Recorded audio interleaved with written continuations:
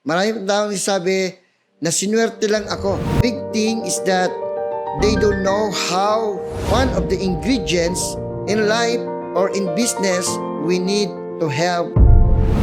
Pwede po magbago ang ating pong kinabukasan.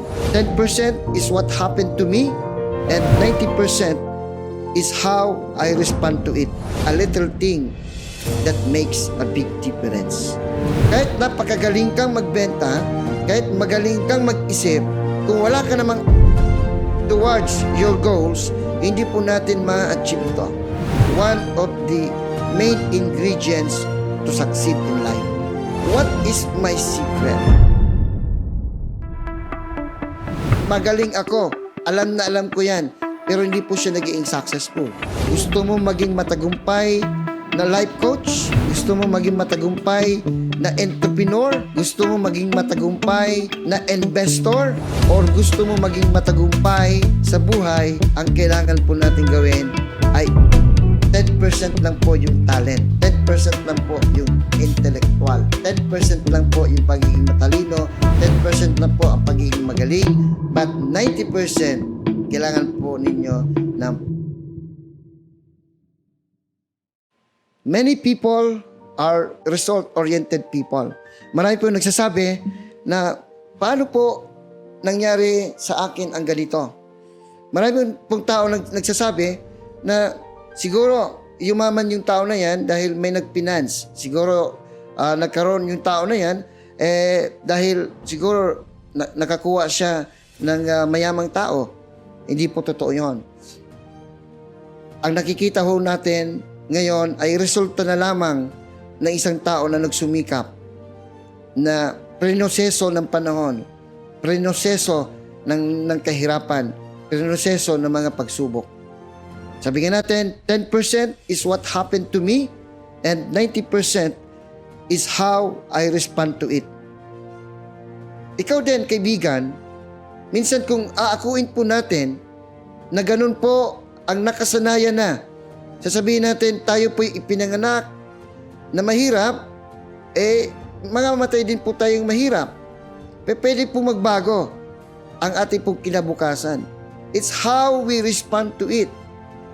Matinding po impact ang nagagawa ng isang attitude ng isang tao.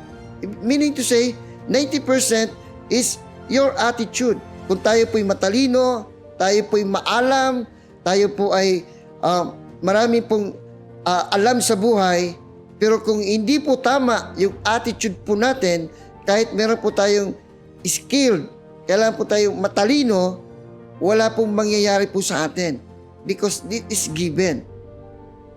A great attitude is one of the main ingredients to succeed in life.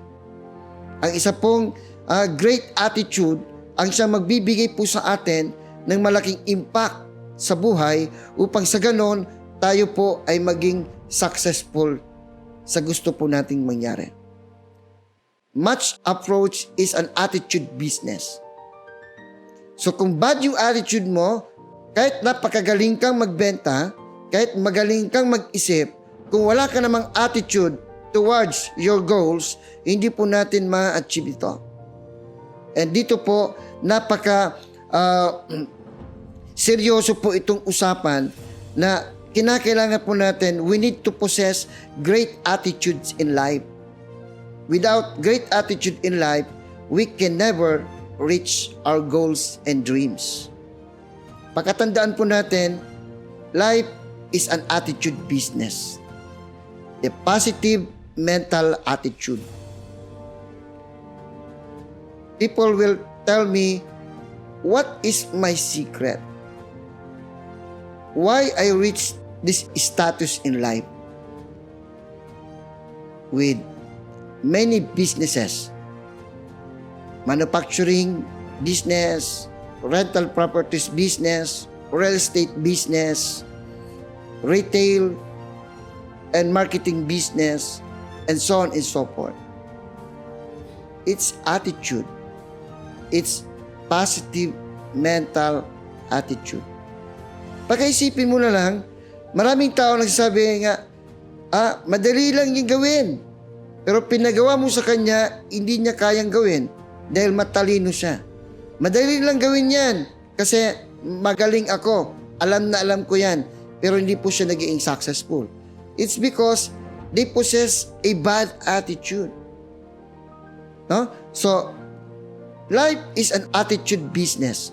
So, kung ikaw ay nasa match approach, kinakailangan meron po tayong positive mental attitude. Iyan po ang isang bagay kung bakit po na-reach ang aking destinations towards success in life. Attitude is a little thing that makes a big difference. So kung wala po tayong attitude sa ginagawa po natin, whether meron na po tayong position, meron na po tayong pinag-aralan, o tayo po ay maraming nalalamang skilled, pero kung hindi po natin yan bibigyan ng attitude, hindi po tayo magiging successful sa business na ito. So one of the ingredients in life or in business, we need to have a great attitude. Positive mental attitude. It's our mindset. It's the way we think. Maraming pong bagay na nagsasabi sa akin na papaano ko nakuha ang success na ito. Kung tutuusin, wala naman akong pinag-aralan. I'm just a college dropout. I used to be a Bachelor of Science in Marine Transportation, but hindi ko natapos yon. At ako po ay napunta sa pagdinegosyo. And one of the challenge for me is how to possess a great attitude. Ako yung tao na hindi tinatablan ng mga negatibo sa buhay. Ako yung tao na ilang beses kong kinain lahat ng rejection, negatibo sa buhay, upang sa makuha ko lang yung goal ko for the day. I always work for my goal every single day with my great attitudes. Maraming tao sabi na sinuwerte lang ako. Yes, sasabihin nila swerte ako. Pero the big thing is that they don't know how. Hindi po nila alam kung paano prinoseso ang aking pong sarili, ang aking buhay upang makarating po ako sa aking pong kinakuntungan ngayon. You need to trust the process of becoming. Yung proseso ng pagiging, no? Gusto mo maging matagumpay na life coach? Gusto mo maging matagumpay na entrepreneur? Gusto mo maging matagumpay na investor? Or gusto mo maging matagumpay sa buhay? Ang kailangan po natin gawin ay iproseso ang ating sarili sa proseso ng pagiging matagumpay na tao. The process of becoming.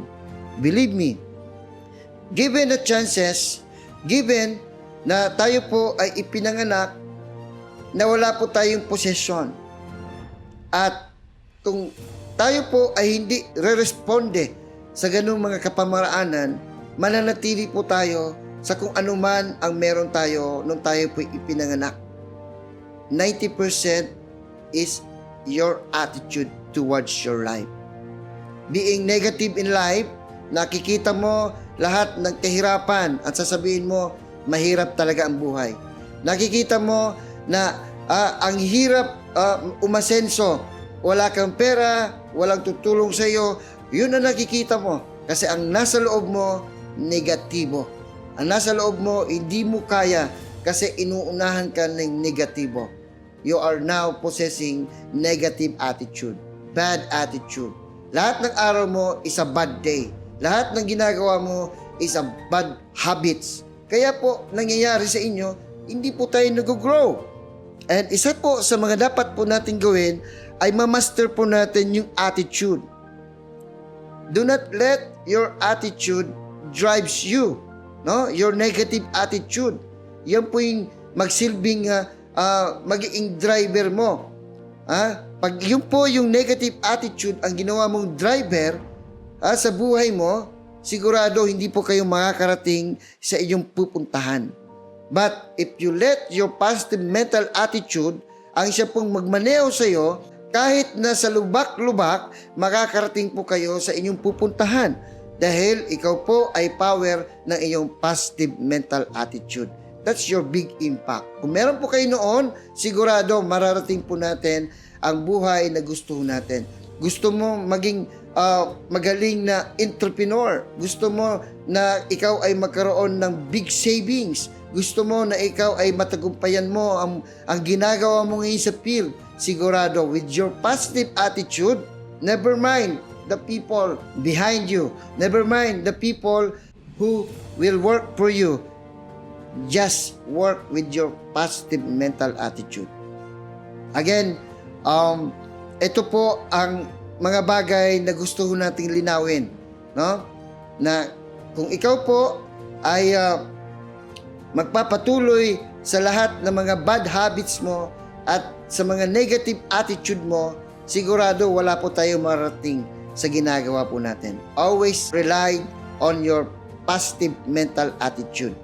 10% lang po yung talent. 10% lang po yung intellectual. 10% lang po yung pagiging matalino. 10% lang po ang pagiging magaling. But 90% kailangan po ninyo ng positive mental attitude. Good morning to you everyone. This is your Managing Director, Chris Peñaflor, nagsasabi na kailangan po nating maging positibo sa lahat po ng ating mga gawain. Good morning and thank you. Have a nice day.